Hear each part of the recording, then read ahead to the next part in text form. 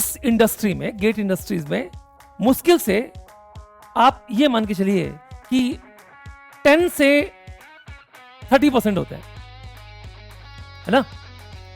10 से लेके 30% तक स्टूडेंट्स जो होते हैं वो सेल्फ मोटिवेटेड होते हैं। और एक एक्स ने आईआईटी बॉम्बे से मास्टर किया 2 साल और 3 साल उसने पीएचडी कर लिया फेवरेबल कंडीशंस में। अब आप सोचो कि जब 5 साल के बाद दोनों निकलेंगे, क्योंकि 5 साल इसको लग जाएगा यहाँ पे, 5 साल के बाद दोनों निकलेंगे तो इसका पैकेज कितना होगा।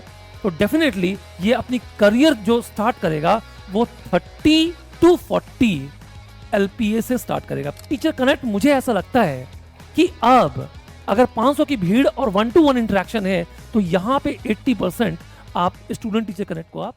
हेलो एवरीवन गाइस, कैसे हैं आप लोग सब। होप कि आप लोग सब बहुत अच्छे से होंगे, बहुत ऑसम होंगे और आपका प्रिपरेशन लेवल एकदम मैक्सिमम चल रहा होगा और 2025 को आप एकदम बिल्कुल फोड़ने वाले होंगे। गाइस, आज एक ऐसा सेशन मैं लेके आया हूं आप लोगों के लिए जो कि आपका सिंपल, बहुत एक इनोसेंट सा क्वेश्चन है कि सर हम ऑफलाइन इस सेशन को ज्वाइन करें, गेट प्रिपरेशन को ज्वाइन करें या फिर ऑनलाइन प्रिपरेशन, कौन सी इनमें से बेटर होती है। मेरा नाम है पंकज सिंह और मैं यहाँ पे गेट वाला में आप लोगों को सब्जेक्ट देता हूँ, सिग्नल सिस्टम्स, कंट्रोल सिस्टम और ईडीसी। और गाइस, मैं अपने बारे में बताऊं तो नियरली अबाउट मुझे 15+ ईयर का टीचिंग एक्सपीरियंस है। जब से लगभग मेरी बीटेक कंप्लीट हुई है तब से मैंने बहुत रेपुटेड ऑर्गेनाइजेशन पे ऑफलाइन नियरली अबाउट 7 से 9 ईयर्स तक मैंने ऑफलाइन पढ़ाया है। और इसके बाद जब से ये ऑनलाइन 2018-19 से मैं कंटिन्यूसली जो है वो बड़े बड़े कोचिंग टैक्स के अंडर ऑनलाइन क्लासेस ले रहा हूँ। इससे पहले भी मैं एक बहुत रेपुटेड ऑनलाइन प्लेटफॉर्म में था, होप आप लोग जानते होंगे। और अभी मैं फिजिक्स वाला के साथ जुड़ा हूँ। तो मुझे ऐसा लगता है कि मैं इस टॉपिक के साथ जस्टिस कर पाऊंगा कि क्या बेटर होता है। मैंने कई सेंटर्स में, जैसे दिल्ली सेंटर्स हैं, साकेत सेंटर है, बहुत रेपुटेड कोचिंग में मैंने क्लासेस ली हैं, सामने 500 स्टूडेंट्स को पढ़ाया है और मतलब लगभग दसों बैच, 20 बैच ऑफलाइन मैंने सेंटर्स में बच्चों को पढ़ाया है। ये सारी चीजें हम लोगों ने कवर की है, ठीक है। और ऑनलाइन भी मेरे साथ लास्ट 3-4 साल से बच्चे जुड़े हैं और वो सारे उन्होंने गेट में बहुत औसम मार्क्स लेके आए, ठीक है। बहुत सारे बच्चे जो हैं वो आईएससी बैंगलोर में है, आईआईटी खड़गपुर में कम से कम 2 से 3 स्टूडेंट्स हैं जिनका रेगुलर फोन जो है वो आता है। तो आज की क्लास में हम मिथ ये तोड़ेंगे कि सर क्या ऑनलाइन से हमारी प्रिपरेशन डिस्ट्रैक्ट हो जाती है। मतलब क्या हम ये मान लें कि ऑनलाइन जो है वो मतलब सीरियसनेस एक बहुत इंपॉर्टेंट फैक्टर है, वो नहीं आता ऑनलाइन प्रिपरेशन में। ये सारी चीजों पे हम लोग बात जो है वो करने वाले हैं, ठीक है। होप कि आप लोग को ये सेशन बहुत इंजॉय करोगे और बहुत मजा आएगा। बहुत क्वालिटी चीजें मैं आपको जो है वो इस सेशन में प्रोवाइड करने की कोशिश करूंगा। अब देखो, एक बात आप समझना प्लीज, हमारे उस पर जब हम प्रिपरेशन स्टार्ट करते हैं तो 2 टाइप के स्टूडेंट्स नॉर्मली होते हैं। एक ऐसे स्टूडेंट्स होते हैं बेटा जो कि एकदम सेल्फ मोटिवेटेड होते हैं, इनको किसी कोचिंग की जरूरत नहीं होती। ना ऐसे हम थे, ना हमारे अब्बा थे, कोई नहीं था। सेल्फ मोटिवेटेड स्टूडेंट्स इस इंडस्ट्री में, गेट इंडस्ट्रीज में मुश्किल से आप ये मान के चलिए कि 10 से 30% होते हैं, है ना। 10 से लेके 30% तक स्टूडेंट्स जो होते हैं वो सेल्फ मोटिवेटेड होते हैं। अब सेल्फ मोटिवेटेड का मतलब ये है कि उनको किसी से कोई मतलब नहीं है, ठीक। उनको एक ट्रैक दे दिया जाए, चाहे वो ऑनलाइन हो चाहे वो ऑफलाइन हो, अगर एक रेगुलर ट्रैक दे दिया जाए तो वो इस ट्रैक को एकदम बिल्कुल through out the rule follow करेंगे, बेसिक से फंडामेंटल से फॉलो करेंगे और फ्लाइंग कलर से अपने करियर को एक रेपुटेड जगह पे स्टैब्लिश करेंगे। नॉर्मली गर्ल्स, इस 30% में भी गर्ल्स का जो वेटेज है, 30% में भी गर्ल्स का जो वेटेज है वो 90% है। बॉयज तो ऐसा सिर्फ 10% है। मतलब मैं हकीकत कह रहा हूं, ये सत्य बात है कि गर्ल्स का जो परसेंटेज है इस सेल्फ मोटिवेटेड स्टूडेंट में 90% है। एक तो टोटल 10 से 30% होते हैं, उनमें भी 90% गर्ल्स होती हैं, 10% बॉयज होते हैं। और ये जो मोटिवेशन का लेवल है, ये जो मोटिवेशन की जो पुड़िया है, ये पुड़िया 12th तक काम करती है। मतलब ठीक है, 12th तक अगर आप जो है वो अच्छे से फादर मदर के कंसर्न में हैं, आपको राइट टीचर्स मिले हैं, तो ये गाइडेंस बिल्कुल काम करेगी। मतलब पुशअप का जो रोल है वो 12th तक है। लेकिन जैसे ही आपने एक बार इंजीनियरिंग कर लिया, हम गेट की प्रिपरेशन कर रहे हैं और इसके बाद हमें मास्टर्स चाहिए, एमटेक चाहिए, पीएसयू चाहिए, तो आप यकीन मानिए ये जो पर्टिकुलर सेल्फ मोटिवेशन है, ये मोटिवेशन यार आता नहीं है। मतलब मैंने लगभग 12-13 साल, 14-15 साल से मैं देख रहा हूँ, स्टूडेंट्स के अंदर सेल्फ मोटिवेशन बहुत कम लोगों में रहता है। मतलब मैं इंजीनियर्स की बात कर दूं, तो अगर सिंपल इंजीनियर्स की अगर मैं बात करूं, तो इंजीनियर्स के अंदर जो सेल्फ मोटिवेशन रहता है, वो मात्र 5 से लेकर 10% होता है। इनमें भी गर्ल्स जो है, ये फिर से 70% के आसपास, और बॉयज जो है वो 30%। यहाँ पे गर्ल्स का रेशियो कम हो जाता है। अब आप जानते होंगे कि इंजीनियरिंग तो एक गंगा है ना? गर्ल्स बॉयज सबका मोटिवेशन जो है वो कम होता है। तो सेल्फ मोटिवेटेड जो फैक्टर है वो जेई नीट की प्रिपरेशन तक सही रहता है, लेकिन जैसे ही आप ग्रेजुएशन करते हो, जब आप इंजीनियरिंग कॉलेज में आते हो, तो आप यकीन मानो कि ये सेल्फ मोटिवेशन का फैक्टर काम नहीं करता। तो काम कौन सा करता है, इसी पे हम लोगों को बात करनी है।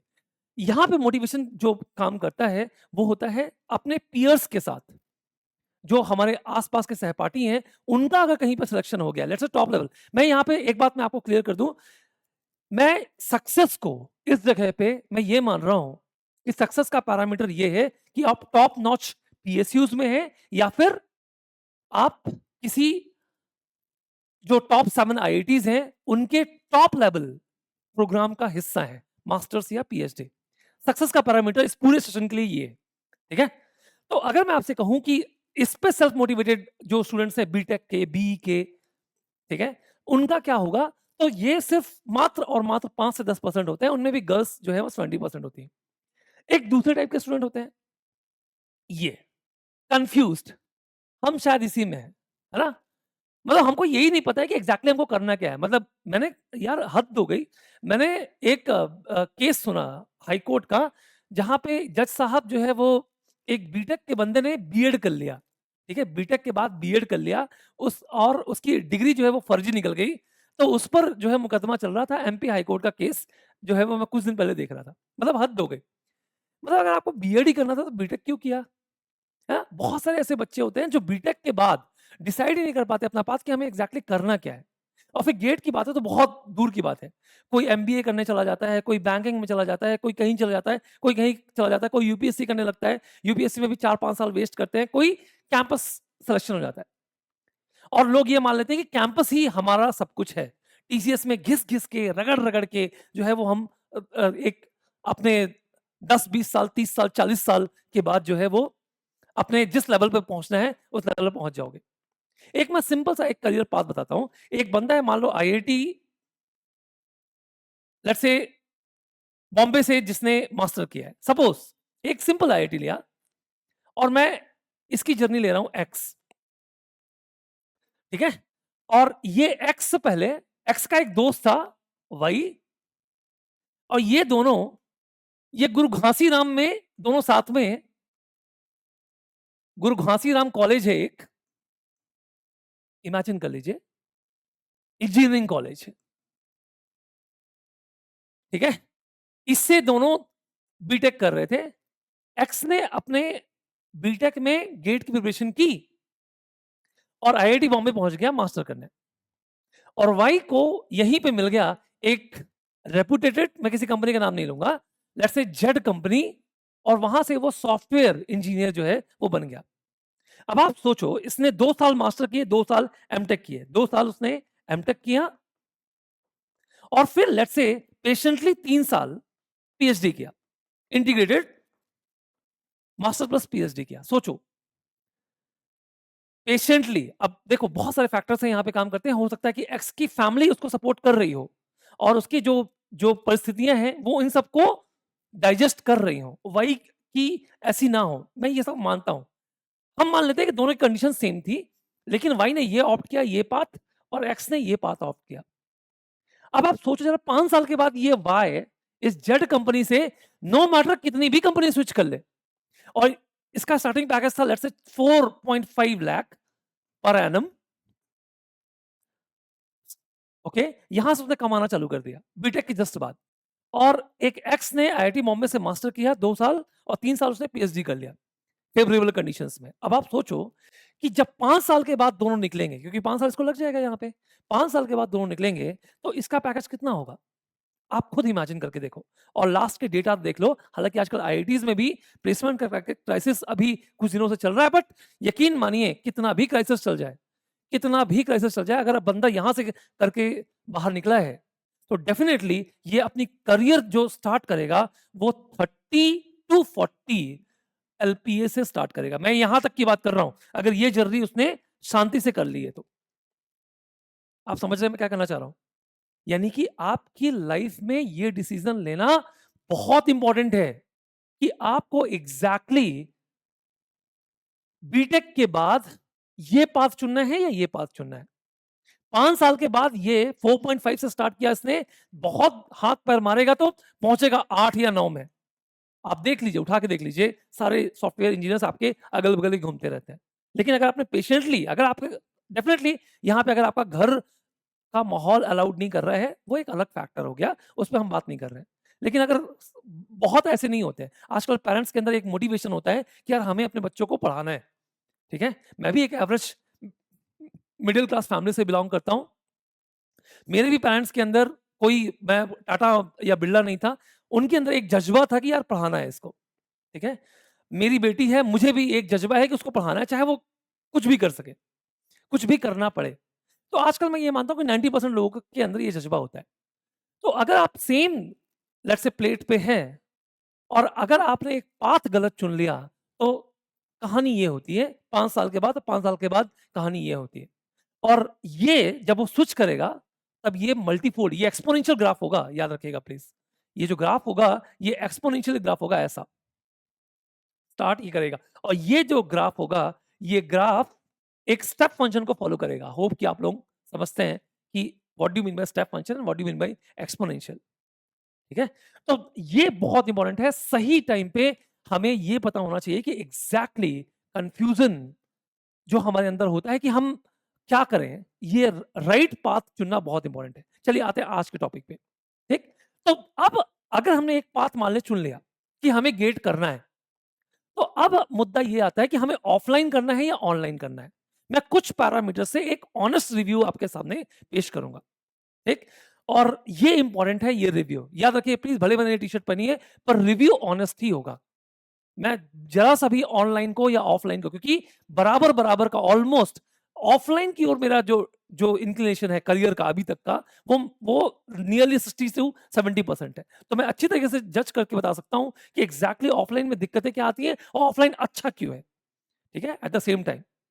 और ऑनलाइन जो है अगर बुरा है तो बुरा क्यों है और अच्छा है तो अच्छा क्यों है, ये सब हम लोग इस पर बात करने वाले हैं, ठीक? तो चलिए हम लोग बात करेंगे। तो ये 4 फैक्टर हैं जिनके थ्रू हम ऑनलाइन और ऑफलाइन को कंपेयर करेंगे गाइस। एक सबसे इंपॉर्टेंट फैक्टर है पीयर लर्निंग। मैं अभी बताऊंगा क्या है। स्टूडेंट टीचर कनेक्ट, मतलब एक स्टूडेंट के बीच में टीचर कैसे कनेक्ट करेगा। टाइम एफिशिएंसी क्या होगी, सीरियसनेस कितनी होती है ऑनलाइन ऑफलाइन स्टूडेंट्स में। और सबसे बड़ी इंपॉर्टेंट है कि जो आजकल स्टडी मटेरियल, टेस्ट पेपर्स वगैरह ये सब जो आपको मिलते हैं इन सब में, और ये इन सब का जो पैरामीटर होगा, ये जो पैरामीटर होगा, ये इस पैरामीटर पे होगा कि क्या ये सब अफोर्डेबल है। अफोर्डेबल है, affordable in terms of what, time and money. मतलब ये समय और पैसा को ध्यान में रखते हुए क्या ये चीजें अफोर्डेबल है या नहीं। वन बाय वन हम इनको देखते हैं, देखिए ध्यान से। सबसे बड़ी बात यह है कि पीयर लर्निंग क्या होती है। अब देखो क्या होता है, ऑफलाइन में आप गए, सिंपल सा, मैं जैसे लेता था साकेत, दिल्ली साकेत में जो कोचिंग है, आप जानते होंगे नाम, मैं उनका नाम नहीं लूंगा। अब क्या है, सामने 500 बच्चा बैठा हुआ है, ठीक है? मान लो रामलाल यहां बैठा हुआ है, उसके बगल में गीता बैठी हुई है, इस साइड उसका दोस्त अभिमन्यु बैठा हुआ है, इस साइड उसका दोस्त जो है वो लेट्स से श्याम बैठा हुआ है, ये इस साइड जो है इसका दोस्त लेट्स से कोई भी बैठा हुआ है, राम बैठा हुआ है लेट्स से। सोचो इतने लोगों के साथ वो घिरा हुआ है और हर दिन ये सीट जो है वो चेंज हो जानी है। बड़ी बड़ी कोचिंगों में आपने देखा होगा कि लाइन लगती है बेटा फर्स्ट सीट में बैठने की। 500 के बैच में आप ये बताओ कितने परसेंट सीरियस होंगे, कितने परसेंट यहाँ पे सीरियस होंगे। मतलब अगर आपका ग्रुप बहुत स्ट्रांग है, पीयर लर्निंग का मतलब आसपास का ग्रुप, अगर आपका ग्रुप बहुत स्ट्रांग है, तब तो आप यकीन मानो आप बहुत औसम कर जाओगे। लेकिन दोस्त एक एट द सेम टाइम, अगर आपका ग्रुप ऐसा है कि भैया क्लास लगनी है मॉर्निंग 7 से लेके इवनिंग लेट्स से 6:30 तक की, 7 बजे से क्लास लगना चालू हो जाती थी दिल्ली वगैरह में, और 6:30 तक क्लास लगती थी। अब आपका ग्रुप ऐसा है कि एक ही लेक्चर लगा, एक एक 2 घंटे का एक सेशन हुआ, उसमें भी ही आपका ग्रुप महान है, और लग गई फिर उसके बाद एनर्जी की लत, और 2 घंटे के बाद का एनर्जी आप लेने गए और ऐसी एनर्जी ले ली कि शाम तक आप बस वहीं एकदम मदमस्त घूम रहे हो, ऐसे झूम रहे हो। तो बेटा इस जगह पे पीयर लर्निंग तो खराब हो गई ऑफलाइन की। फिर से वही बात, क्या सर मैं ऑनलाइन प्रमोट कर रहा हूं? बिल्कुल भी नहीं प्रमोट कर रहा हूं। अब ध्यान से देखो, ऑनलाइन में आपका पीयर बनता ही नहीं है।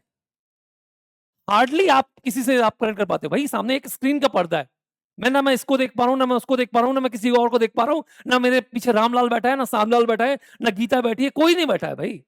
मेरे बगल में कोई भी नहीं बैठा हुआ है। तो सोचो अगर कोई भी नहीं बैठा हुआ है, दैट मीन्स कि मेरे पास सामने मेरी किताबें हैं, सामने फैकल्टी है।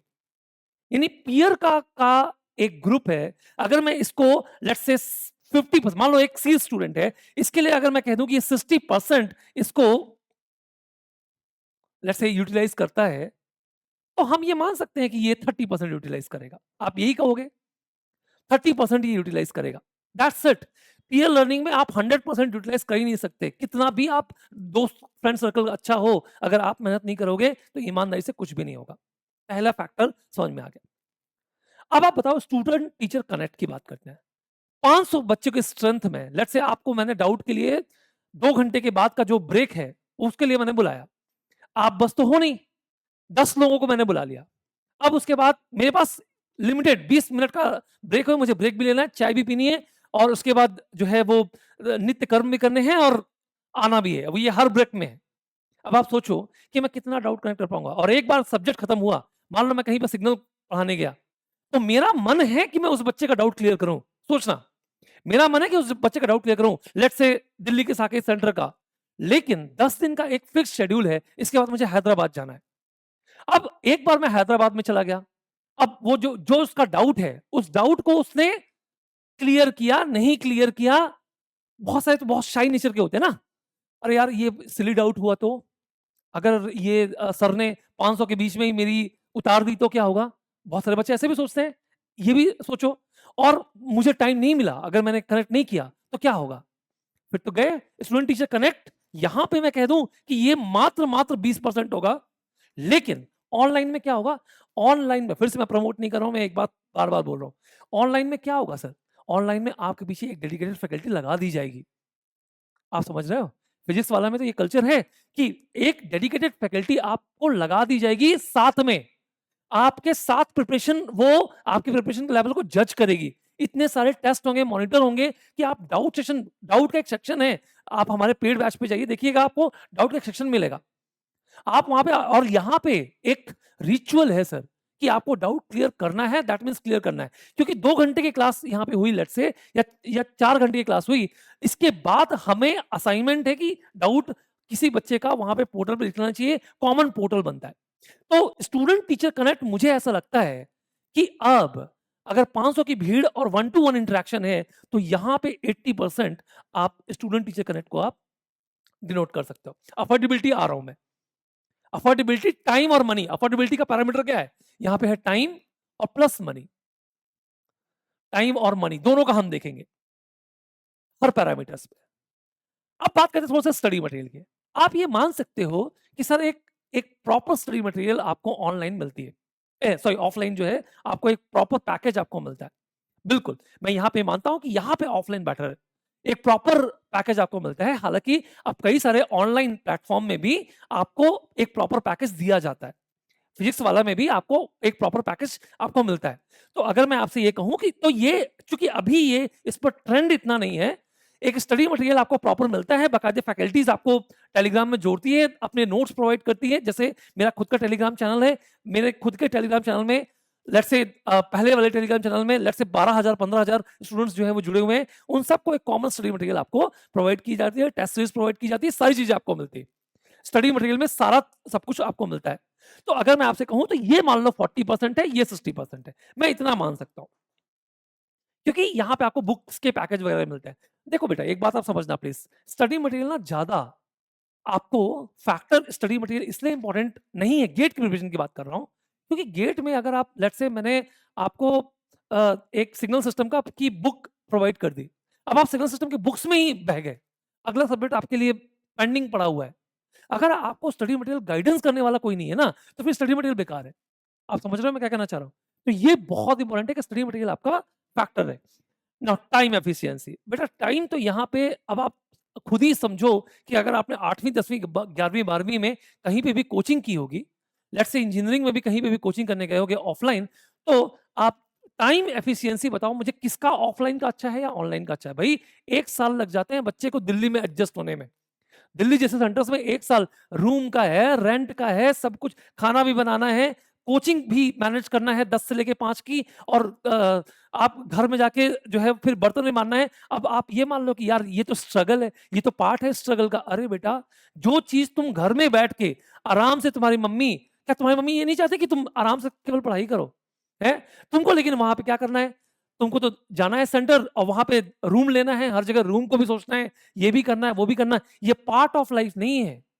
जो टाइम आप ईमानदारी के साथ घर में बैठ के, जहां पे आपको ना रूम रेंट देना है ना कुछ देना है, आपको घर में बैठ के अच्छा खाना, अच्छी हेल्थ, अच्छा सब कुछ जो आपको मिल जा रहा था, कहां पे? ऑनलाइन। मतलब अगर आप किसी अपने घर में बैठ के प्रिपरेशन करते, लेकिन अगर आप वही चीज अगर किसी बाहर पे जाके करोगे, 100 दोस्त बनेंगे, दोस्तों का आना जाना होगा, किसी दिन पार्टी भी होगी और पार्टी में बड़ी बड़ी बोतलें भी खुलेंगी, और उसके बाद 4 दिन जो जाएगा, आप समझ रहे हो? एक बार लैग हुए और एक बार किसी फैकल्टी का अगर लेक्चर आपने छोड़ना स्टार्ट कर दिया, तो आप यकीन मानो फिर उसको आप कभी पसंद नहीं करोगे।